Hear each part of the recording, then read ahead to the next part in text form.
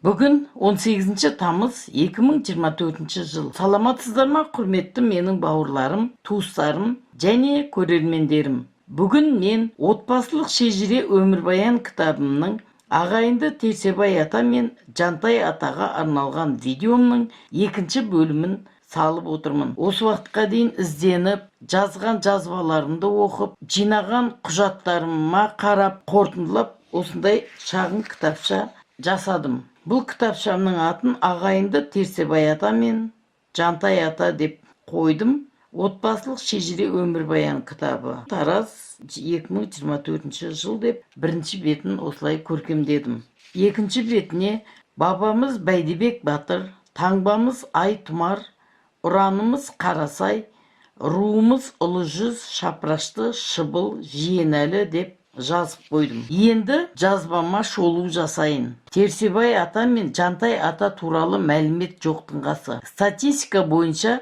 туған жылы белгісіз адамдардың баласының туған жылынан 30 жасты алып тастап жобалайды екен. Олай болса Терсебай атаның баласы Ырысбек 1894 жылы туған болса, онда Терсебай ата жобамен 1864 жылы, ал Жантай ата 1870 жылы туған болып тұр. Ырысбек атаның 1894 жылы туғанын растайтын менің қолымда мынандай еңбек кітапшасы бар. Еңбек кітапшасында Терсебаев Ырысбек 1894 жыл год рождения деп жазылған. Міне осы құжатты куәлікке алып, Терсебай атаның туған жылын жобалап шығардым. Ал Жантай атаның 1870 жыл туғанына өте көне үй кітапшасы бар менің қолымда. Сол үй кітапшасында тіркеуге тұрған кезде міне Жантаев Маян 1900 жылы туған деген жазылған. Міне 1900 жылы жазылған. Олай болса, олар қазіргі Жамбыл облысы, Талас ауданы, бұрынғы Қызыларық, қазіргі Көшек Батыр ауылында туған. Ал шапрашты ата бабаларымыз Верный өңірінен, қазіргі Алматы облысынан жобамен 1770-1780 жылдары көшіп келген екен. Бұл мәліметті Оспан Балықбайұлы туралы Асыл адам естеліктер кітабынан алдым. Алматы 2013 жыл. Міне бұл кітап Асыл адам.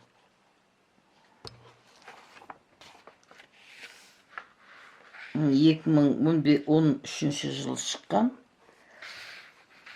Оспан Балықбайұлы туралы жазылған кітап. Осы кітаптың ішінен алдым бұл мәліметті. Оспан Балықбайұлы атамыздың естелігінде Қарасай батырдың баласы Көшек батыр осы жерде қалмақ жауынгері садағының оғынан жарақат алып қайтыс болыпты. Және осында жерленген екен дейді. Ел аузынан жеткен аңыздарда Байсары бабамыз 13 жасында ағайындарымен бірге еріп келіп, Көшек бабаның басына бірнеше күн бойы дұға жасапты. Қазіргі Қызылжар жырасының түбіне Көшек бабамызды жалғызсыратпай біздер шырақшысы болуымыз керек деп жолдастарына өз ұсынысын айтыпты.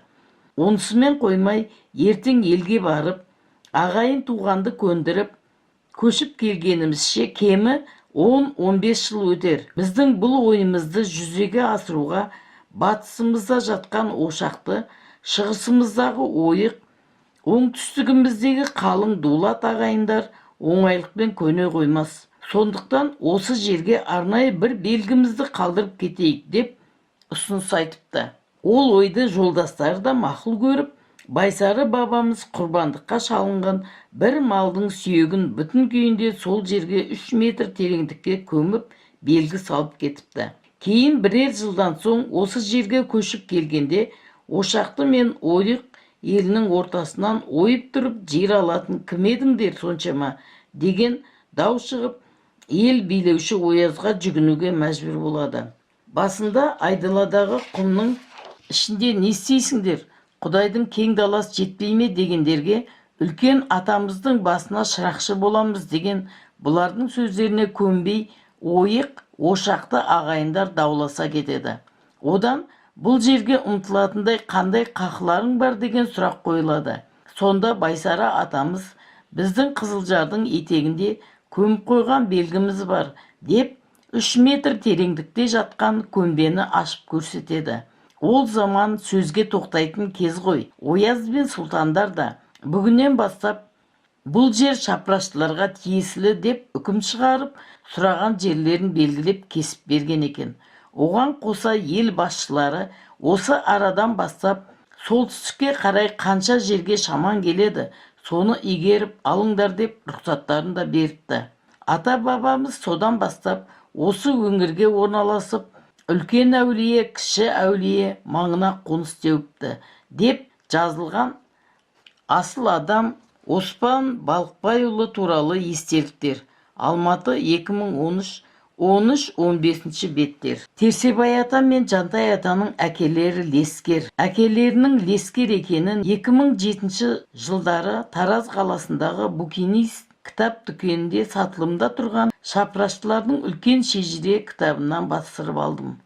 Бастырып алған кітабымның парақшалары міне осындай жазбалары болды. Міне 1047 бетте. Міне Лескерден Терсебай Жантай туған деген. Енді ары қарай шолу жасайын. Әкесі Лескердің де туған жылын статистикаға сүйеніп жобанмен 1840 жылы туған деп аламыз. Олардың туған жылдарын жобалап алу бізге олардың қай кезеңде өмір сүргенін білу үшін қажет. Терсебай ата мен Жантай атаның аналарының аты жөні белгісіз. Белгілісі Сеңкібай датқаның қызы екендігі ғана. Бұл мәліметті мен Манат жеңгеміздің көзі тірісінде әңгімелесу барысында білдім. Манат шешенің әкесі мен анасы ерте қайтыс болып, Қырықбай атасының тәрбиесінде болған. Сонда атасының талай айтып отыратыны есінде қалған. Тек атын ұмытып қалыппын деп есіне түсіре алмады. Манат шешенің әкесі Әсілбек, оның әкесі Қырықбай. Қырықбайдың әкесі Смайыл, ал Смайылдың әкесі Сеңкібай датқа. Сонда Терсебай ата мен Жантай аталардың аналары Смайылдың әпкесі екен. Манат шешені Жәмилә әпкелер нағашыларына барып жүріп сүйек жаңғыртып алып берген екен. Оның үстіне датқа деген атақ патшалық кезеңде арнайы берілетін атақ екен. Сондай атағы бар кісінің қызын баласына әперген Лескер атамыздың әкесі Құдайберген де осал адам болмағанға ұқсайды. Ол жайында да Қырықбай атасының әкесі шіріген бай болған қызды малға жығып әперіпті деп айтып отыратыны Манат шешенің есінде қалған. Сонымен біздің Терсебай ата мен Жантай атамыздың аналарының руы ошақты қасқа болып тұр.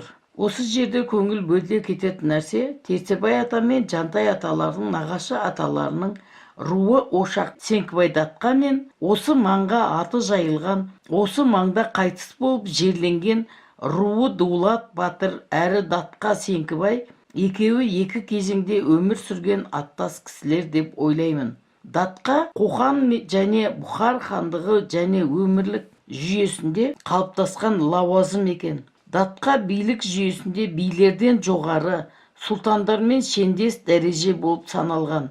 Тек ханға немесе әмірге ғана бағынышты болған. Датқа парсы сөзі дат хақ, тілек әділдік, соттың әділдігін талап етуші деген мағынаны білдіреді. Ферғана өңірінде 1804-1876 жылдары аралығында датқа атағын алған тұлғалар саны 100-ге дейін жеткен. Орыс зерттеушілері датқа дәрежесіндегі адамдарды генералға, генерал-губернатор лауазымына тең дәрежеде санаған екен. Датқа лауазымына қатысты мәліметті мен интернет желісінен Википедиядан алдым. Лескер атамыздың әкесі Құдайбергеннің 3 әйелі болған. Құдайберген 3 әйелі, бірінші әйелі, екінші әйелі, үшінші әйелі. Ал Лескер атамыз бірінші әйелі, яғни бәйбішеден туған. Оның бәйбішеден туған ағалары Тәтен, Баймен, екінші әйелден туған бауырлары Таймас, Алтай, үшінші әйелден туған бауырлары Медет, Қуат. Құдайберген атамыздың ағасы Тәңірберген, олардың әкелері Бұланбай. Бұланбайдың бауырлары інісі Бұлдыбай, ағасы Құлжан. Ал олардың әкелері Жиенәлі. Ал Жиенәлінің әкесі Байқұлақ 4 әйелі болған. Ары қарай руымыз Шапырашты Шыбыл дейміз. Бұл мәліметтің бәрін мен Шапырашты Шежіре кітабынан жазып алған едім. Біз сөзімізді Жиенәлі атамыздан бері қарай жақын туыспыз дейміз. Ал одан жоғары қарай үлкейіп, ұрпақтары бірін-бірі танымаймыз. Тек қыз алысқанда Шапырашты Шыбыл бірімен бірі қыз алыспайды. Ал қалған Шапыраштының екей асылдармен қыз алыса береді. Өйткені олар өз ара 7 атадан асқан. Жиенәлі Құлжан атадан тараған бауырларымыз Ерсейітовтер Бескемпір Бескен 1935 жылы, Үшкемпір Үшкен Қодар ата балалары Таласқұл Тұрсынқұл 1936 жылы, Есімхан Кеңесхан Кенен Өксікбай Қарақұл аталарымыздың ұрпақтары, Жиенәлі Бұлдыбай атамыздың ұрпақтары Тайжаннан тараған Оспан Балықбайұлы бізге жақын туыстар. Аты аталған кісілер менің сұрастырып білген туыстарым.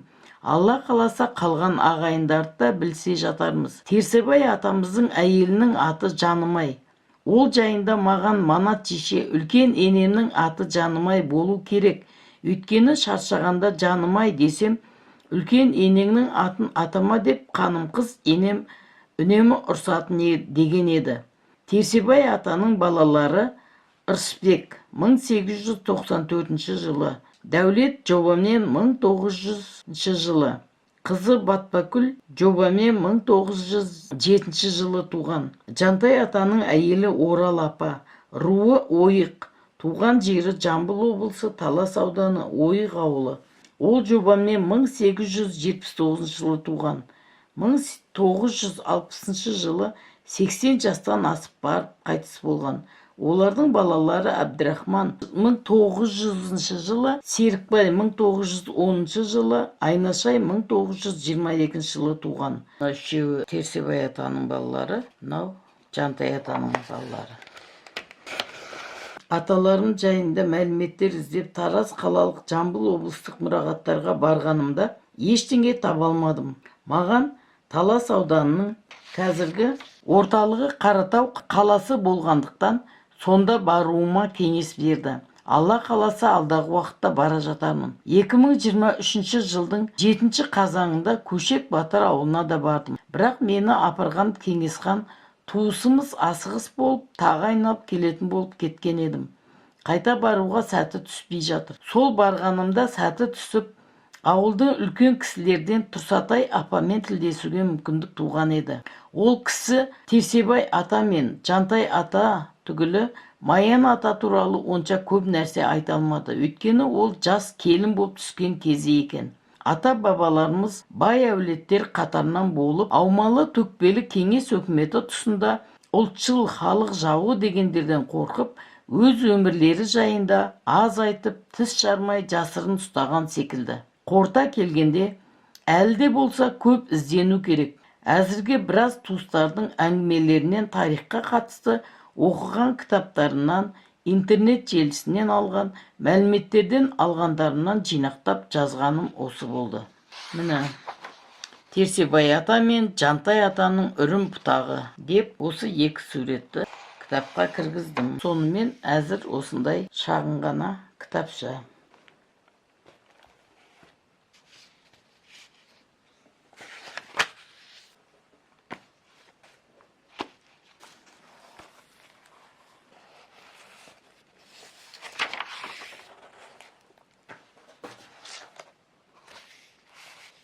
Енді келесі ізденетін кейіпкерімізді жеребе бойынша анықтап алайық. Отбасылық шежіре бойынша адамдардың аттарын жазып салдым. Енді осы жеребені араластырып, ішінен біреуін таңдап аламыз да, келесі зерттейтін адамымыз сол кісі болмақшы. Енді осының ішінен біреуін таңдап аламын. Мені алдым.